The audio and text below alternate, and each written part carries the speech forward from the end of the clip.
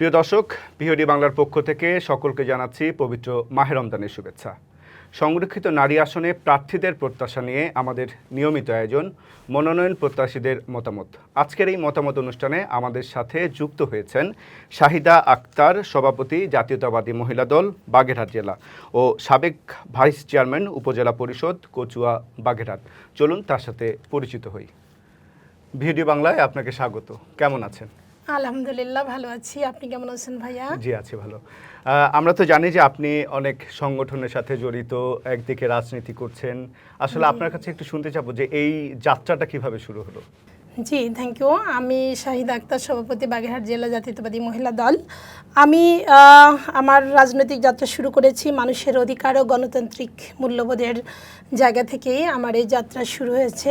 আমি ছাত্র জীবন থেকেই রাজনীতির সাথে সম্পৃক্ত। আমি 91 থেকে রাজনীতি করি এবং আমি নারীদের নিয়ে বেশি কাজ করেছি আমার জীবনে।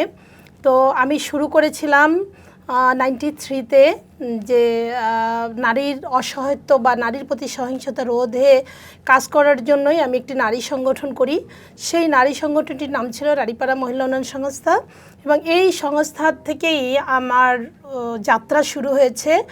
আমি এই যাত্রার ফলাফলে আমি 95-এ বেইজিং চতুর্থ বিশ্ব নারী সম্মেলনে যোগদানের সুযোগ পেয়েছিলাম। খুলনা বিভাগীয় প্রতিনিধিত্ব করেছি এবং তখন থেকে আমার মনে হয়েছে নারীদের জন্য কাজ করতে হবে। নারীদের যে সম্ভাবনাময়, নারীরা যে তাদের অধিকার থেকে বঞ্চিত, বিভিন্ন জায়গা থেকে নারীরা সহিংসতার শিকার হয়, নিরাপত্তাহীনতায় ভোগে, এইসব নিয়ে আমি কাজ করার জন্যই একটা আওয়াজ তুলি এবং আমার অঞ্চলে সেইভাবেই আমাদের নারীদের নিয়ে আমি কাজ করি এবং এক পর্যায়ে আমাদের নারীরা কিন্তু এখন অনেক এস্টাবলিশড, আত্মকর্মসংস্থানে সুযোগ সৃষ্টি করে তারা এখন নিজেরা নিজেদের পায়ে দাঁড়িয়েছে। যাদের ঘরের ঘর ছিল তারা নিজেরা সঞ্চয়ী মনোভাব হয়ে এখন বিল্ডিং ঘরে বসবাস করে, তার ছেলেমেয়েরা ঢাকা ভার্সিটিতে পড়ে। আমার সংগঠনের মহিলাদের ঠিক এরকম শতাধিক মহিলাদের এরকম নিদর্শন আছেন যারা বিভিন্ন জায়গায় প্রতিষ্ঠিত হয়েছেন। আমার আরেকটা প্রশ্ন হচ্ছে যে আপনি ঠিক সংসদ সদস্য হতে চাচ্ছেন, এটার মূল কারণটা কি? এটা বেসিক্যালি আমি যে কারণে আমি সংসদ সদস্য হতে চাই, আমি দীর্ঘদিন রাজপথে কাজ করি। এটা হচ্ছে নারীর যে মানে আমাদের সংরক্ষিত নারী আসনের মূল লক্ষ্যটাই হচ্ছে নারীদের কণ্ঠস্বরকে জাতীয় পর্যায়ে তুলে ধরা। আমরা মনে করি নারীরা যাদের অভিজ্ঞতা আছে, তাদের সমস্যা আছে, সম্ভাবনা আছে, এগুলাকে জাতীয় পর্যায়ে আমাদের তুলে ধরতে হবে। যে অনেক সময় দেখা যায় যে কোনো যোগ্য জায়গায় নারীদেরকে বসতে দেওয়ার কথা হলে তারা বলে যে যোগ্য নেতৃত্ব নাই। তো এইখানে যে নারীরা যে অনেক যোগ্য, সেই যোগ্য নারীদেরকে যোগ্য স্থানে বসানোর জন্যই আমার মূল থিম, যে আমি নারীদেরকে নিয়ে সেই জায়গায় পৌঁছতে চাই। যোগ্য নারীরা যোগ্য জায়গায় বসবে এবং তাদের কণ্ঠস্বর সেই পর্যায়ে যে পৌঁছানোর জন্যই আমি সংসদ সদস্য হওয়ার চিন্তা করি। আর বেসিক্যালি একজন জনপ্রতিনিধি মানে হচ্ছে মানুষের কাছে তৃণমূল মানুষের কথা শোনা, তাদের সমস্যাকে নিজের সমস্যা ভাবা, তাদের সমস্যার সময় পাশে দাঁড়ানো, তাদের সাথে সবসময় যোগাযোগ রাখা, যে কাজগুলি আমি দীর্ঘ বছর ধরে করে আসছি। তো এ কারণে আমার মনে হয়েছে যে কাজটি আমি তৃণমূলে বসে করছি, এই কাজটিকে জাতীয় সংসদের মতন মহান সংসদে নিয়ে পৌঁছাতে হবে, যে জাতীয়ভাবে এইটাকে ফোকাস করানোর জন্য। যেহেতু আপনি নারীদের সাথে কাজ করেছেন, আপনি বললেন যে তৃণমূল পর্যায়ে কাজ করেছেন, তো আপনি যখন তৃণমূল পর্যায়ে কাজ করতে গিয়েছেন আপনার কাছে কি মনে হয়েছে যে নারীদের মূল চ্যালেঞ্জ বা মূল সমস্যাগুলো কোনগুলো? নারীদেরকে মূল সমস্যা যেগুলো আমার কাছে মনে হয় সেটি হচ্ছে যে প্রথমত নারীর নিরাপত্তা এবং নারীর নিরাপত্তাটাই হচ্ছে বেসিক সমস্যা, কারণ নারী হওয়ার কারণে অনেক সময় নিরাপত্তাহীনতার মধ্যে ভোগে। দ্বিতীয়ত হচ্ছে তাদের মূল্যায়নের জায়গাটা, তার অধিকারের জায়গাটা থেকে সে বঞ্চিত হয়। একজন পুরুষ একজন নারী যদি এক জায়গায় কাজ করে, দেখা যায় নারীর যে মর্যাদা, নারীর যে মূল্যায়নটা তার থেকে পুরুষেরটা অনেক বেশি হয়, নারীকে ওই ছোট করে দেখা হয়। তো সে কারণে আমি মনে করি যে নারীদের সমমূল্য মূল্যায়নের জায়গাটা মূল্যায়িত করা হোক এবং নারীদের নিরাপত্তার জায়গাটা আমি নিশ্চিত করতে চাই এবং সম্ভাবনাময় নারীদেরকে সামনে তুলে নিয়ে আসতে চাই এবং নারীদেরকে কর্মসংস্থানের ব্যবস্থা করে নারীদের নিজেদের পায়ে নিজেদের দাঁড়ানোর সুযোগ তৈরি করতে চাই। আমি যদি সংসদ সদস্য হতে পারি তাহলে আমি এই কাজগুলোর পরেই বেশি জোর দিব, যে নারীরা নিজেদের পায়ে নিজেরা দাঁড়াবে এবং শক্তভাবে দাঁড়াতে পারে এবং নিরাপত্তার একটা বেষ্টনী তৈরি হবে যেখানে নারীরা অবাধে কাজ করতে পারবে, অবাধে চলাফেরা করতে পারবে, নিজের মতন করে নারী চলতে পারবে। আমি আমার জায়গা থেকে আমি সেটাই চেষ্টা করব। চমৎকার বলেছেন। অর্থাৎ আপনার মূল কথা হচ্ছে যে নারীর যদি অর্থনীতির জায়গাটা যদি তারা স্বাবলম্বী হয় তাহলে কিন্তু নারীরা মূল স্ট্রিমে যেতে পারবে, সেটা গেল নারীদের সমস্যা। এখন আপনি যে আসন থেকে লড়ছেন বা যে আসন থেকে মনোনয়ন প্রত্যাশা করছেন, আপনি কি মনে করছেন যে আপনার সেই আসনে কি কি সমস্যা, মূল সমস্যাগুলো কি? আমাদের এখানে মূল সমস্যা হচ্ছে নারীদের নিজেদের অধিকার থেকে তারা বঞ্চিত, প্রথম সমস্যা। তারপরে নারীদের মধ্যে উদ্যোগ গ্রহণ করে যে উদ্যোগকে বাস্তবায়ন করবে সেই পরিবেশ আমাদের নাই। আমাদের এলাকা ভিত্তিকও অনেক রকম প্রবলেম আছে, যেমন আমাদের এখানে সুপেয় পানি নাই। আমাদের যারা মোড়েলগঞ্জ, শরণখোলার, মংলার মানুষ, এখানে মায়েরা অনেক ঝুঁকির মধ্যে জীবনযাপন করে লবণ পানিতে। তো দেখা যায় তাদের জীবিকা নির্বাহের জন্য একমাত্র ওয়ে হচ্ছে তাদের মাছ ধরা, যেখানে লবণ পানিতে মাছ ধরতে নামে মায়েরা বিভিন্নভাবে তার শারীরিক শিকার হচ্ছে। অনেক মেয়ে দেখা যাচ্ছে মা হওয়া থেকে বঞ্চিত হচ্ছে। অনেক মেয়েদের দেখা যায় যে নারীজনিত যে সমস্যাগুলো আছে এই লবণ পানির কারণে সেই সমস্যার শিকার হচ্ছে। তো আমাদের চেষ্টা থাকবে নারীদের কর্মসংস্থানের মাধ্যমে, নারীদের ভালো কর্মসংস্থানের মাধ্যমে তাদেরকে নিজেদের অবস্থান তৈরি করে দেওয়া হচ্ছে আমার মূল থিম। আমি এটার পরে কাজ করতে চাই বেশি জোর দিয়ে, যে নারীরা আত্মকর্মসংস্থানে নিজেদেরকে প্রতিষ্ঠিত করবে। খুব ভালো লাগলো আপনার কথা।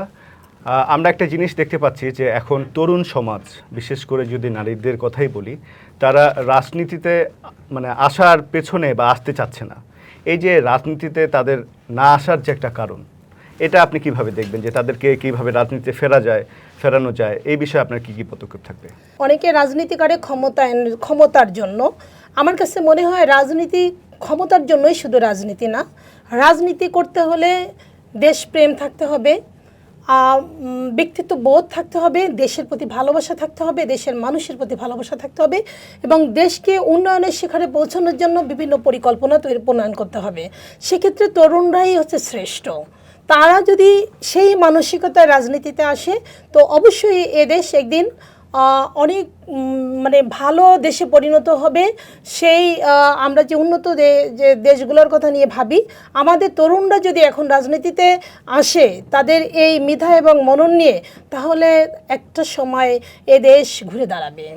এবং আমি মনে করি তরুণদের ওই রাজনীতিতেই আহ্বান করব, দেশপ্রেম নিয়ে যারা রাজনীতি করবে, ক্ষমতার জন্য নয়, দেশকে ভালোবেসে যারা রাজনীতি করবে, আমি তাদেরকে আহ্বান করব তারা যেন অবশ্যই রাজনীতিতে আসে। যদি তারা রাজনীতিতে না আসলে, এই সুন্দর মেধা মনন দিয়ে যদি রাজনীতিটাকে না সাজানো যায়, তাহলে দেশের উন্নয়ন কখনোই সম্ভব না। অসংখ্য খুব ভালো কথা বলেছেন আপনি। আমি আরেকটা প্রশ্ন আপনাকে করতে চাই, সেটা হচ্ছে যে আমরা দেখতে পাচ্ছি যে এখন রাজনীতি মানে আমি একতরফা বলে যাব।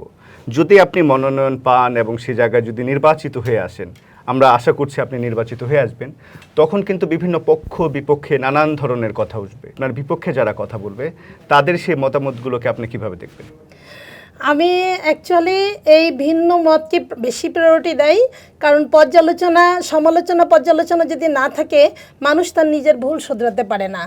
আর যখনই ভিন্ন মত উঠে আসবে, আলোচনার মাধ্যমে সেটাকে সমাধান করা যায় এবং এই ভিন্ন মত যদি না আসে তাহলে নিজেকে শুধরানোর সুযোগও থাকে না।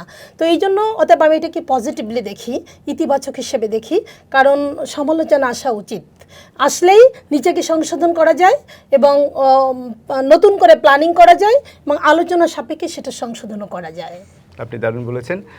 আমার নেক্সট প্রশ্ন হচ্ছে যে আপনি এখন 17 বছর পর এই যে কথা বলতে পারছেন, আপনি যেই দলের প্রতিনিধিত্ব করছেন, বাংলাদেশ জাতীয়তাবাদী দল, সেই দল তো একসময় খুব বলা যায় একটা সংকটের মধ্যেই ছিল। জি, জি। এখন 17 বছর পর আমরা দেখতে পেয়েছি যে এই রাজনৈতিক দল মানুষের চাহিদা অনুযায়ী তারা সরকার গঠন করলো।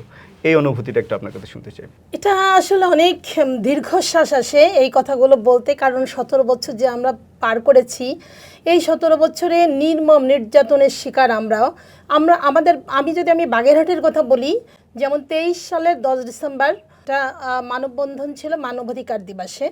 তো সেই দিন আমাদের কোনো পুরুষ ভাইয়েরা রাস্তায় বের হতে পারে নাই। মূল দলের ব্যানার নিয়ে আমরা মহিলা দল প্রেস ক্লাবের সামনে আমরা 200 মহিলার মতন দাঁড়ায় মানববন্ধন করেছিলাম। তো তখন সাংবাদিক এবং প্রশাসন, আমরা যে 200 মহিলা থাকলে আমার সামনে ছিল 300 প্রশাসন, ডিবি, পুলিশ, এই সাংবাদিক। তো দেখা গেছে কি যে আমাদের সেদিন যে হয়রানির শিকার হতে হয়েছে, ডিবিতে সারা দিন ধরে আমাকে তাড়ায় বেড়াইছে। হ্যাঁ, এরকম আমার 18 নির্বাচনে আমি বাড়ি ছাড়া 25 দিন আমি ঘরে ঢুকতে পারিনি। আমার বাড়ি 5টা তারগাটা দিয়ে বেড়া দিয়ে দেওয়া হয়েছেন। না 18তে আমি 9 ভাইস চেয়ারম্যান ছিলাম। 14তে ভাইস চেয়ারম্যান হয়েছিলাম নির্বাচনে, তো আমাকে দেওয়া হয়নি ডিক্লারটা। আর 18 নির্বাচনের কথা বলছি, সংসদ ইলেকশনের সময় আমার বাড়িতে 5টা তারকাটা দিয়ে বেড়া দিয়ে দিয়েছিল। হ্যাঁ, এবং আমার যে উপজেলা চেয়ারম্যান ছিল আমার বিরুদ্ধে অনেক রকম ষড়যন্ত্র করেছে। ঠিক এরকম আমাদের বাগেরহাটের মানুষ এত বেশি হামলার শিকার হয়েছে যে তারা রাস্তায় বের হতে পারতো না, তাদের পরিবার পরিজনদের খোঁজ নিতে পারতো না। সেই দিনগুলো উপেক্ষা করে 5 তারিখের মতন দিন আমাদের সামনে আসছে বলে আজকে আমরা এই যে কথা বলার মত প্রকাশের সুযোগ পাচ্ছি। এটা আমরা উপর আল্লাহর কাছে কৃতজ্ঞতা প্রকাশ করি। দলের কাছে দল যে আমাদের দেশনায়ক তারেক রহমান, উনি যে হাল ধরেছিলেন, সাহস জুগিয়েছিলেন, আমাদেরকে ধরে রেখেছিলেন, এই জন্য আমি আজকে আপনার মাধ্যমে তার প্রতিও কৃতজ্ঞতা প্রকাশ করি। দেশনেত্রী বেগম খালেদা জিয়া, উনি কত অসুস্থ, তারপরেও আমাদেরকে ছেড়ে যাননি। উনি আমাদের অনুপ্রেরণা। উনি আমাদের অনুপ্রেরণা জুগিয়েছেন যে উনি এই দেশের মানুষকে নিজের সন্তানের জায়গায় স্থান দিয়েছেন বলে উনি দেশ ছেড়ে যাননি। তো সেই সব দিনগুলো পার করে আজকে আমরা যখন একটা কথা বলার সুযোগ পেয়েছি, সুষ্ঠু নির্বাচন হয়েছে, আমাদের দল ক্ষমতায় এসেছে, দেশনায়ক তারেক রহমান আমাদের সেই স্বপ্নপুরুষ যাকে আমরা ভেবেছিলাম, লালন করতাম যে এক সময় তারেক রহমানই হবে দেশের প্রধানমন্ত্রী। আমরা যে আজকে তাকে প্রধানমন্ত্রী পেয়েছি, এই জন্য আমরা আসলে অনেক গর্ববোধ করি এবং অনেক প্রাউড ফিল করি। এবং তার যে নীতি আদর্শ এই সময়ের মধ্যে উনি দেখিয়েছেন একদম বিরল দৃষ্টান্ত সারা পৃথিবীর কাছে, যে উনি মানুষের জন্য, দেশের জন্য কতটা সাশ্রয়ী মনোভাব নিয়ে উনি দেশটাকে পরিচালনা করছেন। আল্লাহর কাছে দোয়া করি আল্লাহ ওনাকে নেক হায়াত দান করুক এবং দীর্ঘদিন উনি যেন এই দলকে এইভাবে ধরে রাখতে পারেন, আগামী প্রজন্ম থেকে প্রজন্ম যেন এই সুফল ভোগ করতে পারে। যেহেতু আপনি অনুপ্রেরণার কথা বললেন, আমরা দেখতে পেলাম যে 17 বছর পর প্রধানমন্ত্রী তারেক রহমান দেশে আসলেন এবং দেখতে পাচ্ছি তার কন্যা এবং স্ত্রীও কিন্তু প্রতিনিধিত্ব করছেন, বিভিন্ন রাজনীতি সেমিনারে যাচ্ছেন, সমাবেশে যাচ্ছেন, কথা বলছেন। এটাও তো আপনাদের জন্য একটা অনুপ্রেরণা। অবশ্যই। আমরা বিশেষ করে জাইমা রহমান এবং জুবাইদা রহমানকে অত্যন্ত অনুকরণ করি, যে একজন রাষ্ট্রপ্রধানের নাতনি, একজন রাষ্ট্রপ্রধানের মেয়ে, সে কত স্বাভাবিকভাবে মানুষের সাথে মিলেমিশে একাকার হয়ে যাচ্ছে, এতিম বাচ্চাদের নিয়ে যেভাবে ইফতারি করতেছে, গণসমাবেশ করতেছে। আমাদের জুবাইদা রহমান, আসলে ওনার নামে একটা মিথ্যা মামলা দেওয়া হয়েছিল এক সময়, আমরা অনেক প্রতিবাদ করেছিলাম, আন্দোলন করেছিলাম।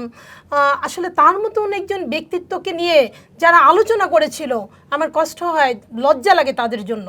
আর উনি যে কতটা অনুপ্রেরণা, সেটা বাংলার মা বোনেরা দেখছেন, তাদেরকে অনুকরণ করছেন, যে একজন রাষ্ট্রপ্রধানের স্ত্রী সহধর্মিণী, সে কত স্বাভাবিকভাবে মানুষের সাথে সহানুভূতির সাথে মিলেমিশে একাকার হয়ে যাচ্ছে। তারপরে সবচেয়ে দৃষ্টান্ত রেখেছে ফাতেমাকে নিয়ে, যে জাইমা রহমান তাকে জড়িয়ে ধরে ফুফু বলে যে সম্বোধন দিয়েছেন। আসলে সাধারণ মানুষ কিন্তু অনেক অভিভূত।